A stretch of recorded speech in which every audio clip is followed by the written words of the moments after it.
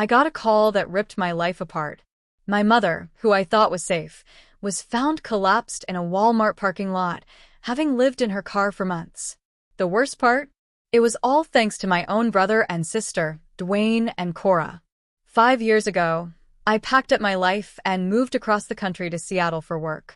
My older siblings, Dwayne and Cora, chose to stay back in our hometown. Our father had passed away when we were just teenagers, leaving Mom with the house, some savings, and his pension. Life went on. Then, a couple of years back, Mom, who was 63 at the time, mentioned she was working with Dwayne. He'd just gotten his real estate license to organize her affairs. I thought nothing of it. He'd always handled her finances since Dad died. It just felt like Dwayne being the responsible older brother. But last fall, something shifted. Our routine, Mom calling me twice a week, just stopped. Suddenly, she only texted, always late at night, and her messages were brief, vague, almost evasive. When I tried a video chat, she'd have an excuse. Internet acting up, or too tired. I offered to fly home for Thanksgiving, but she insisted she was going on a cruise with her church group. Dwayne confirmed it when I called him to check, so I believed him. Why wouldn't I? Christmas rolled around, and I sent gifts to Mom's address. Dwayne texted me, saying Mom was visiting friends, and he'd give her the packages. When I asked for her friend's address, he just said he didn't have it, but she was having a wonderful time. I accepted it, but a knot of unease began to form in my stomach. Something felt profoundly off. Then February hit like a punch to the gut. The phone rang, and it was the hospital. The nurse explained Mom had collapsed in a Walmart parking lot. Dangerously high blood sugar. She'd been living in her car for at least 2 months, and that night, temperatures had plummeted to 26 degrees. They found my number in her phone. My world crumbled. I booked the first flight home. Seeing her in that hospital bed, hooked up to 4 fluids, was devastating. She looked so small, so frail. Her diabetes, once managed, had spiraled out of control from lack of medication. Her fingernails were rimmed with dirt, and she was wearing 3 layered sweaters against the bitter cold she'd endured. When she finally saw me, all she could whisper was, "I didn't want to bother you." That broke me. The horrifying truth unraveled in agonizing pieces. Last summer, Dwayne, with Cora's full knowledge, had convinced Mom to transfer the house deed and all her accounts to them. For tax purposes, they'd claimed, and to avoid probate costs. Mom, trusting her children completely, signed everything. The ink wasn't even dry before they changed the locks. They told her she could stay in the guest house for a bit, until things were sorted.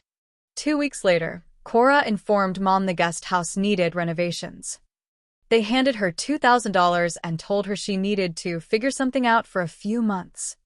Mom, bewildered and ashamed, used that money for a cheap extended-stay motel until it ran out in December. Since then, she'd been living in her car, parking in different lots each night, using gas station bathrooms to wash up. She'd been too embarrassed, too heartbroken to tell me. From the hospital, my hands shaking with a fury I'd never known, I called Dwayne. "Mom's been homeless," I bit out, my voice trembling. His reply was chilling. "She's exaggerating for attention." We offered her an apartment. A blatant lie. The apartment was a single-room, shared bathroom, costing $1,100 a month. Mom's entire Social Security check was $1,087. And guess what? Dwayne had been collecting that money, too, claiming he was managing it for her. I drove straight to Mom's house, now their house, where Dwayne lived with his wife, Catalina. The lawn was freshly landscaped. A brand-new Audi sat in the driveway next to Mom's old Camry, which now sported Catalina's vanity plate. Dwayne wouldn't even let me inside. Through the window, I saw Mom's antique dining table, the one Dad had restored for their 25th anniversary, now set with her china, as Catalina served coffee. The audacity, the cruelty, the pure theft of it all. By the way, if you're still with me and can believe this nightmare, make sure to hit subscribe, because more unbelievable stories and justice are coming. My immediate next call was to a lawyer specializing in elder abuse. We filed for emergency injunctive relief and contacted Adult Protective Services. The lawyer explained that while the deed transfer looked legal on paper, the circumstances screamed financial exploitation. 3 days later, we returned with the police and court orders in hand. Dwayne's face, when he saw us, was priceless. Shocked. He'd actually assumed I'd just accept his twisted version of reality. His attorney tried to block the doorway, but the police quickly informed him of the court order. Inside, my stomach dropped. Most of Mom's possessions were gone. Her bedroom furniture, my father's cherished watch collection, all the family photo albums. Cora arrived, screaming that we were trespassing, claiming Mom had given them everything because she didn't need it anymore. We soon discovered they'd sold Mom's belongings through online auctions and consignment shops. The money? It funded their new kitchen renovation, Catalina's new car, and a luxury vacation to Europe. They'd spun a web of lies to friends and family, telling everyone Mom was in a lovely retirement community with round-the-clock care. Their accountant, Douglas, had even helped structure everything, providing documents that showed Mom had gifted them her assets. Mom's signature was there, yes, but she'd signed believing they were routine tax documents. She trusted her children completely. When I showed Mom the evidence, she just cried silently. "They're still my babies," she whispered, her voice a heartbreaking broken melody. "I don't want them in trouble." But I couldn't let this stand. I wouldn't let this stand. My lawyer filed civil and criminal complaints. Dwayne and Cora received notice yesterday. Their phones have been ringing off the hook, alternating between desperate threats and tearful apologies. Last night, I found Mom staring at old family photos. "I raised them better than this," she said, her voice hollow. I looked at their young faces in those pictures, thinking about how they left our mother sleeping in a car while they enjoyed her home and possessions. How they watched her health deteriorate while telling everyone she was being cared for. They stole more than material things. They stole her dignity, her trust in her own children. For that, I swore, I would make sure they faced every possible consequence. They thought I would back down like Mom did. They had no idea what was coming. It's been 2 weeks since I first shared this nightmare, and honestly, writing it all out has been strangely therapeutic. Mom's health is slowly improving. Her diabetes was dangerously out of control. Her A1C was a terrifying 11.2. The doctor said she could have died or lost her feet if she'd gone much longer without proper care. We've stabilized her meds, and she's eating regularly, but she still gets exhausted easily. It's like watching someone recover from months of torture, which I guess is exactly what this was. I flew Mom back to Seattle with me. My apartment has an extra bedroom, and frankly, I didn't trust Dwayne and Cora not to try something if we stayed in town. The night before we left, Dwayne showed up at our hotel. Not going to lie, I almost lost my mind when I opened the door and saw him there. He was doing this bizarre, fake concerned brother act, asking if Mom was okay, saying they were worried about her. I asked him exactly where that concern was when she was sleeping in her car in freezing temperatures, and he just stared at me like I was speaking another language. Then he started with the gaslighting. He swore they had an agreement with Mom, that she wanted to give them the house, that she was excited about her new independent living situation. I asked him if that independent living situation was supposed to be a Walmart parking lot, and he had the unmitigated gall to say that was her choice because she mismanaged the money they gave her. Thank God Mom was in the bathroom during this conversation, because I came this close to physically throwing him out of the hallway. Instead, I told him that if he didn't leave immediately, I'd call hotel security and have him removed. He tried to push past me to get to Mom, and I blocked the doorway. We had this weird physical standoff where he tried to force his way in, and I, a 5 feet 4 inches woman facing a 6 feet 1 inch man, wouldn't budge. Apparently, pure rage makes you stronger. He finally left after I pulled out my phone and started recording him. On his way out, he said I was turning Mom against them, and that I'd regret getting involved. Classic abuser tactics. My lawyer, Henry, filed for an emergency conservatorship for Mom, and we have a hearing next week. He's also working with the police on the criminal elder abuse charges. Turns out financial elder abuse is a felony in our state, and since they took over $100,000 in assets, they're looking at serious charges. But here's where it gets even more twisted. We found out Dwayne and Cora had been draining Mom's accounts for years before the big house transfer. Henry got access to Mom's bank records, and there were dozens of loans and gifts to my siblings dating back 3 years. Each one was just small enough not to raise immediate red flags. $2,000 here, $5,000 there, but it added up to over $90,000. And you know what they told everyone? That Mom was the one with money problems. They told our entire extended family that Mom was making poor financial decisions and that they had to step in to protect her assets. They created this whole narrative where they were the responsible, caring children, preventing their aging mother from squandering everything. I called our Auntie Isolda, Dad's sister, who I've always been close with, and she was horrified. She had no idea Mom was homeless. Dwayne and Cora had told her Mom was living in a very nice assisted living community that didn't allow many visitors. When Isolda asked to call Mom, they'd say Mom was at activities or having a nap and would call back later. They'd even sent fake updates about Mom's wonderful life at this imaginary facility. Isolda is now on the warpath. She's contacted everyone in the family and set the record straight. Dwayne and Cora's phones have apparently been blowing up with relatives demanding explanations. The police investigation uncovered even more. Catalina, Dwayne's wife, had been wearing Mom's jewelry. Not just any jewelry, her wedding ring and the diamond earrings Dad gave her on their 30th anniversary. When the detective asked where she got them, Catalina claimed Mom insisted she take them because they were just sitting in a drawer. Mom broke down when she heard this. She thought those pieces were in her safety deposit box.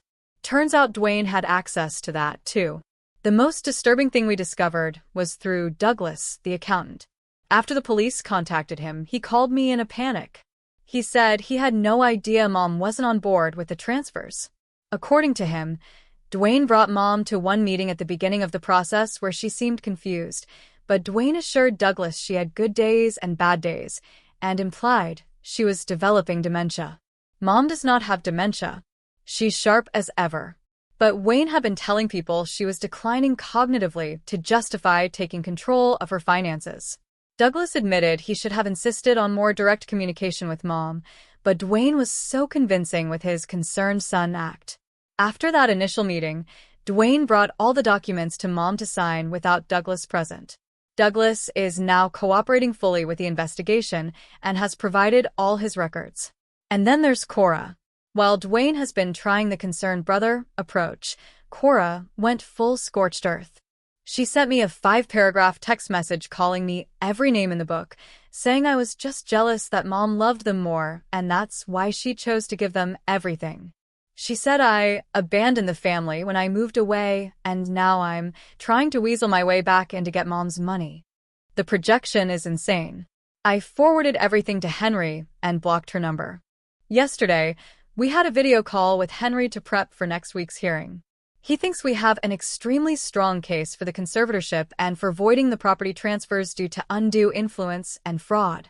The criminal case will take longer, but he's confident there will be charges. Mom still has moments where she defends them. She'll say things like, "I'm sure they didn't mean for this to happen," or, "Maybe they really thought they were helping me."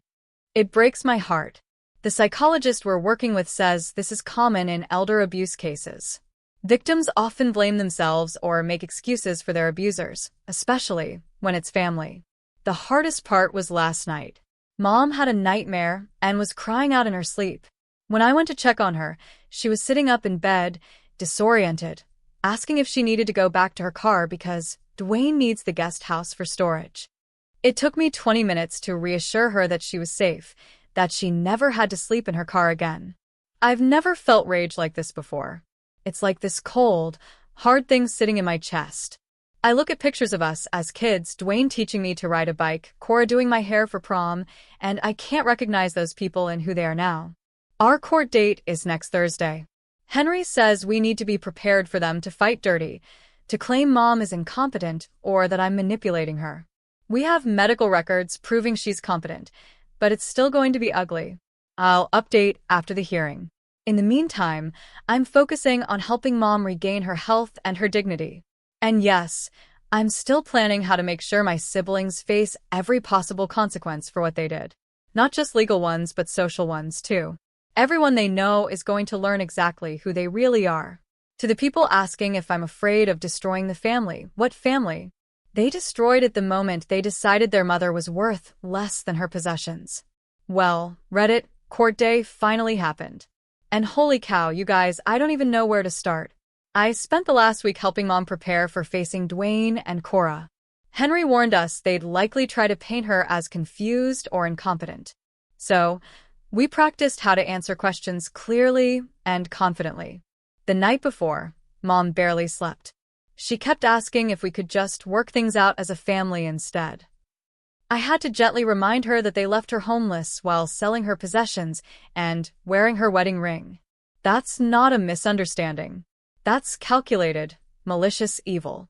We flew back for court, and Henry advised us to arrive early to avoid any potential confrontation in the hallway. Smart move, because Dwayne, Catalina, and Cora showed up with their lawyer just minutes before the hearing, clearly hoping to ambush Mom. The look on their faces when they realized we were already inside was absolutely priceless. Their lawyer was this slick dude named Jeremy who specialized in real estate law, not elder abuse cases. Red flag number 1. When the judge asked about the property transfers, Jeremy tried arguing that Mom had gifted everything to her children out of love and generosity. The judge wasn't buying it and asked for documentation showing Mom's intent to gift, rather than just transfer for tax purposes. That's when Jeremy produced a letter supposedly written by Mom, expressing her desire to give Dwayne and Cora everything. Mom looked shocked. She'd never written any letter. The handwriting wasn't even close to hers. I watched the judge examine it with narrowed eyes. He asked if they had the original, not just a photocopy. They didn't. Convenient. Our lawyer presented Mom's medical records showing she was fully competent, contradicting their claims she needed help managing her affairs, along with her bank statements showing the systematic draining of her accounts. Then came the photos. Henry had asked me to document Mom's condition when I found her. So, I had pictures of her sleeping in her car, her unwashed clothes, her insulin stored in a gas station cup with melting ice. The judge's face when he saw those photos. I've never seen someone look so disgusted and sad at the same time. The real bombshell came when Douglas, the accountant, testified. He confirmed that Dwayne had explicitly told him the transfers were for tax and probate purposes only, and that Mom would continue living in her home. He provided emails where Dwayne specifically asked how to structure things to minimize taxes while keeping Mom comfortable in her house for the rest of her life. Dwayne's face went white. Then the judge asked Mom directly what she understood when she signed the papers. Mom stood up, shaking but determined, and said she thought she was putting her affairs in order so the house would automatically go to her children when she died, not while she was still alive and needed it. She said Dwayne had promised her she was just signing some tax forms and that nothing would change. Her voice broke when she described being told to leave her own home, how confused and scared she felt. Cora, unable to keep her mouth shut, actually interrupted Mom to say that Mom was living beyond her means and they were trying to downsize her into something more appropriate. The judge shut her down immediately, asking if a car in a Walmart parking lot was what she considered appropriate housing for her diabetic mother. Cora had no answer.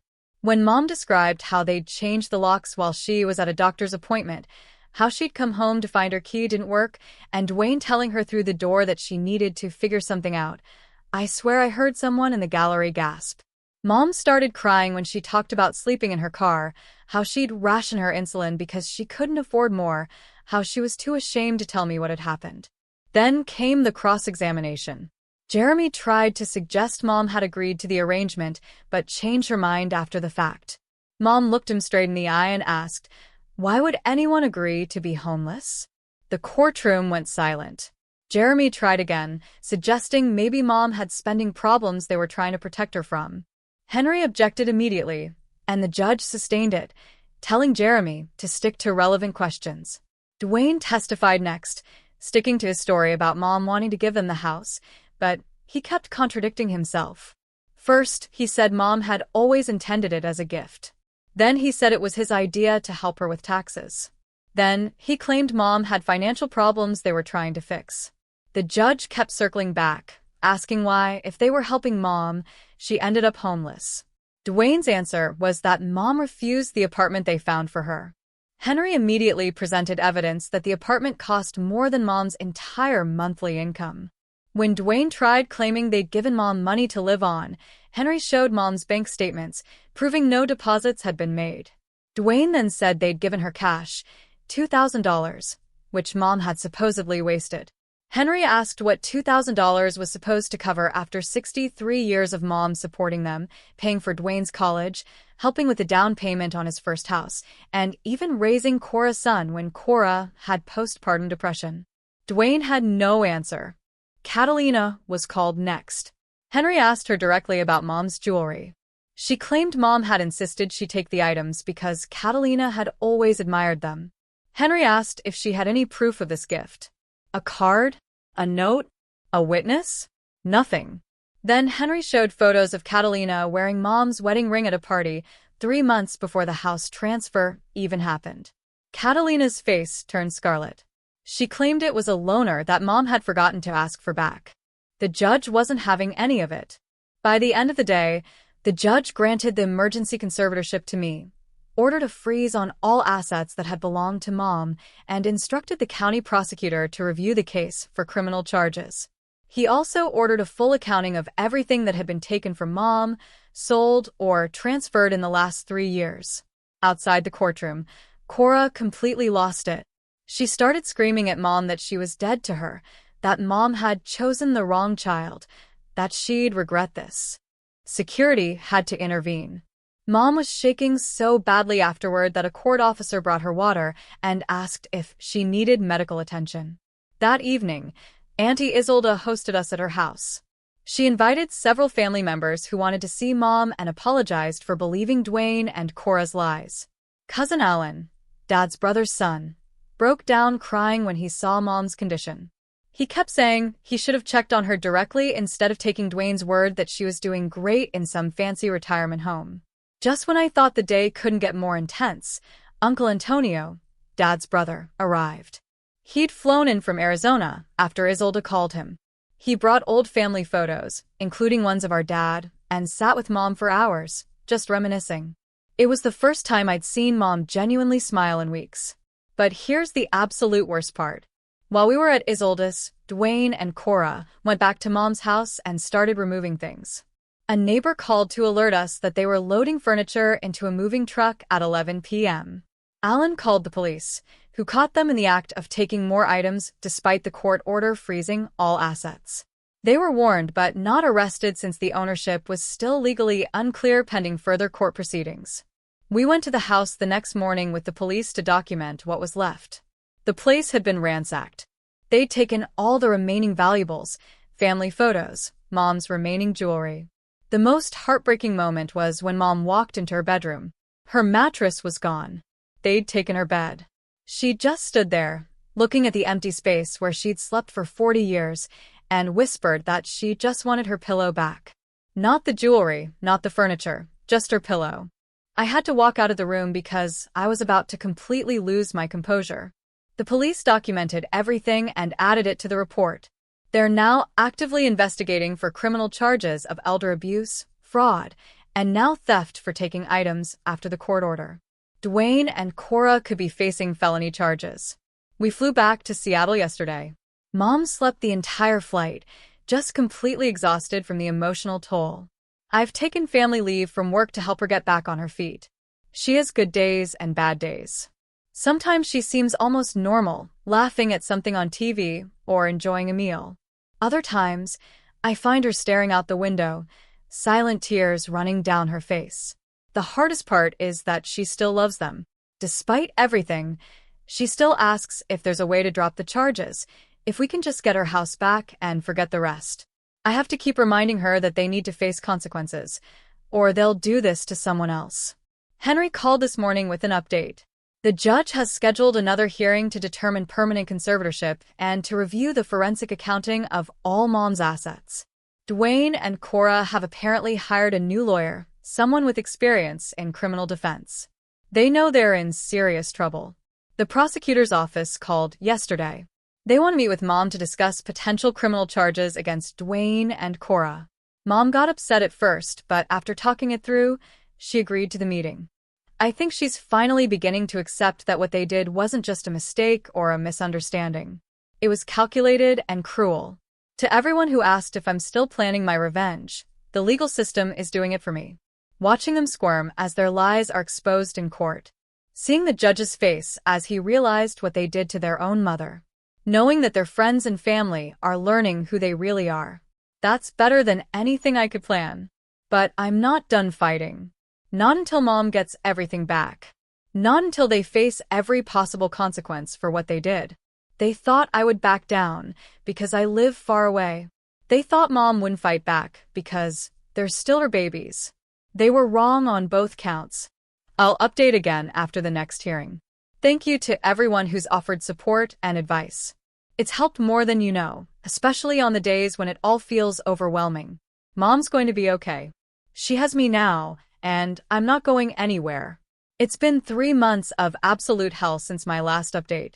I thought getting the emergency conservatorship would be the end of it, but Dwayne and Cora have turned this into an all-out war. 2 days after we flew back to Seattle, I woke up to 17 missed calls. Dwayne somehow got my work number and called my boss, claiming I'd kidnapped Mom and was trying to steal her money. My boss called me, confused, and I had to explain the whole, humiliating situation to my professional colleagues. That same day, Cora started posting on Facebook that Mom was having mental episodes and that I was manipulating a vulnerable woman for financial gain. She tagged family members, even my college roommate. People were calling and texting me, asking what the heck was going on. Aunt Isolda tried reporting the posts, but Facebook refused to take them down. We got a temporary restraining order against both of them, but that just drove them underground. Dwayne started calling Mom's old friends, telling them I was isolating Mom and stealing her money. Last month, we had to fly back for another court hearing. Dwayne and Cora hired a new lawyer, the same slick guy, Jeremy, but this time specializing in criminal defense. Their strategy became clear immediately. Claim Mom gave everything willingly, then became confused later. In the courthouse hallway, Cora cornered Mom while I was talking to Alan. By the time I realized what was happening, Cora had Mom backed against the wall, hissing that she'd tell everyone about Mom's secret drinking problem if she didn't drop the charges. Mom doesn't have a drinking problem. She barely touches alcohol because of her diabetes. I yanked Cora away from Mom, and she scratched my face, drawing blood. Security had to separate us, and Cora played the victim, crying that I'd attacked her for trying to reconcile with Mommy. The judge wasn't fooled. He granted the permanent conservatorship and ordered a full accounting of all assets. Dwayne lost it in the courtroom, shouting that we were destroying his family, that his children would suffer because of Mom's vindictiveness. The judge threatened him with contempt, and Dwayne stormed out.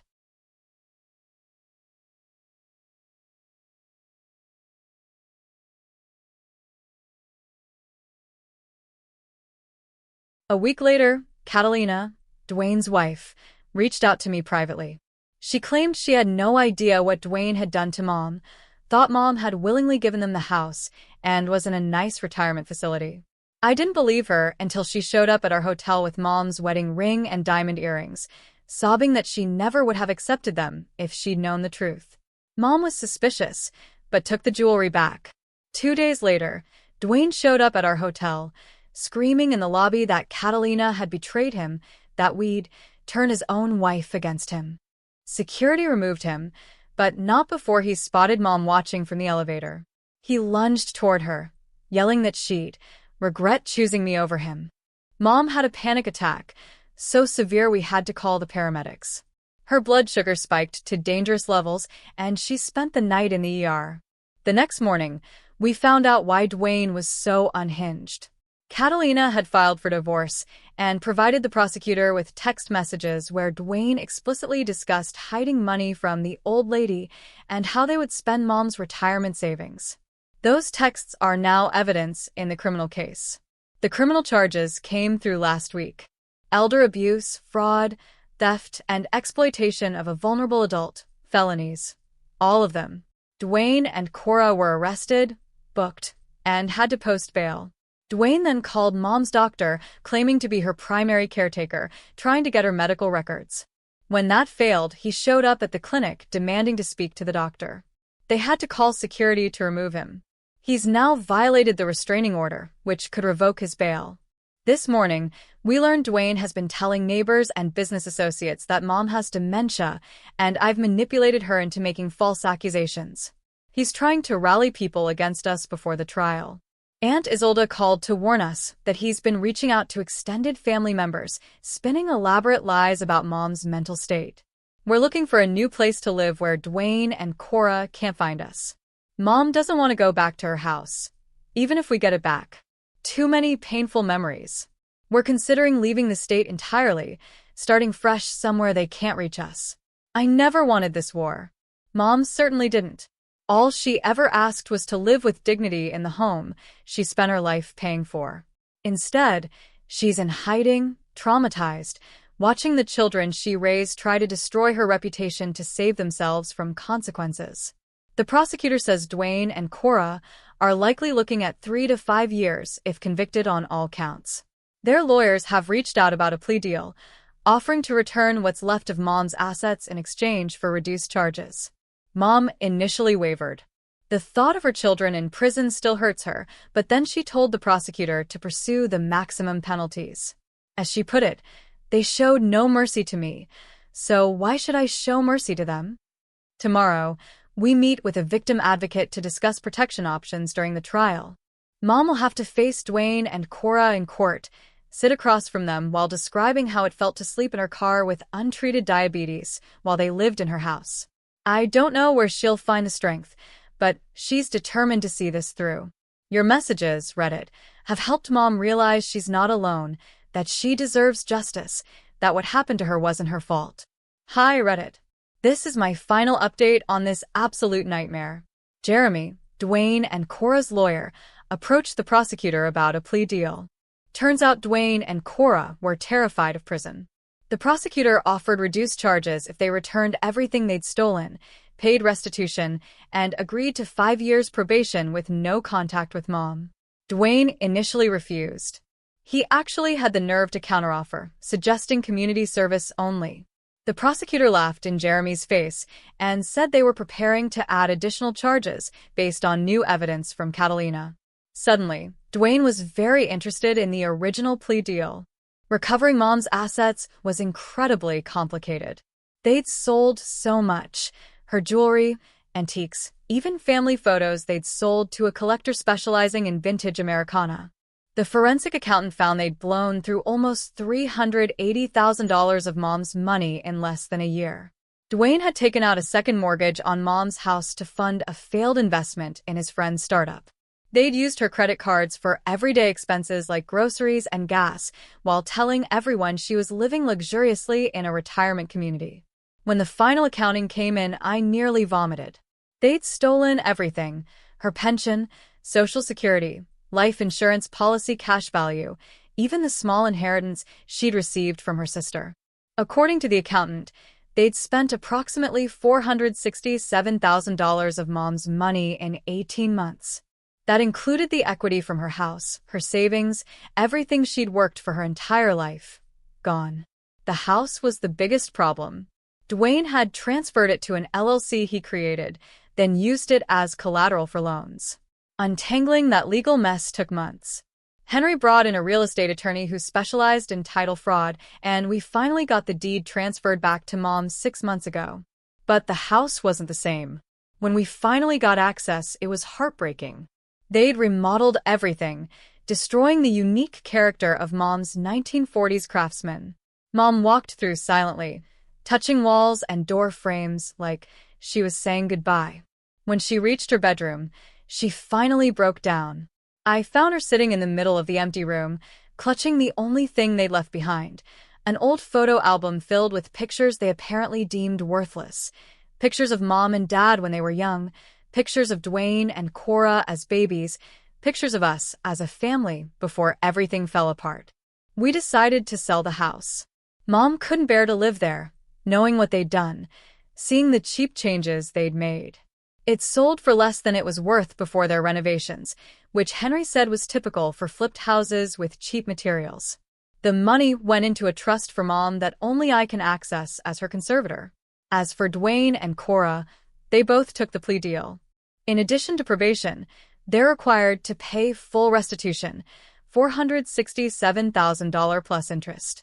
The judge structured it so they'll be paying Mom for the next 20 years. Every month, they have to write checks directly to the Victim Restitution Fund. If they miss a single payment, they violate probation and go straight to prison. Dwayne's divorce from Catalina was finalized 3 months ago.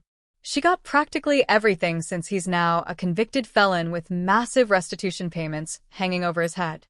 Catalina even reached out to Mom to apologize again and returned a few more items she kept hidden from Dwayne. Last month, we received letters from Dwayne and Cora's probation officers. They're required to write apology letters as part of their rehabilitation. Mom couldn't bring herself to read them. I did. They were exactly what you'd expect. Self-serving, blame-shifting garbage. Dwayne actually wrote that they were just trying to manage Mom's assets more efficiently, and things got out of hand. Cora claimed she was influenced by Dwayne and didn't understand what was happening. Neither expressed genuine remorse. This whole ordeal has been a testament to human cruelty and resilience. Mom is slowly rebuilding her life, piece by painful piece. She's found a quiet apartment near me, away from the ghosts of her past, and for the first time in years, she feels safe. She's even started to smile more, a genuine, joyful smile that warms my heart. This isn't the ending I ever wanted for our family, but it is, finally, an ending where justice, in its own quiet way, prevailed. Have you ever faced a betrayal that shattered your perception of family? How did you find the strength to fight for what was right? Tell me your thoughts in the comments below. I really want to know.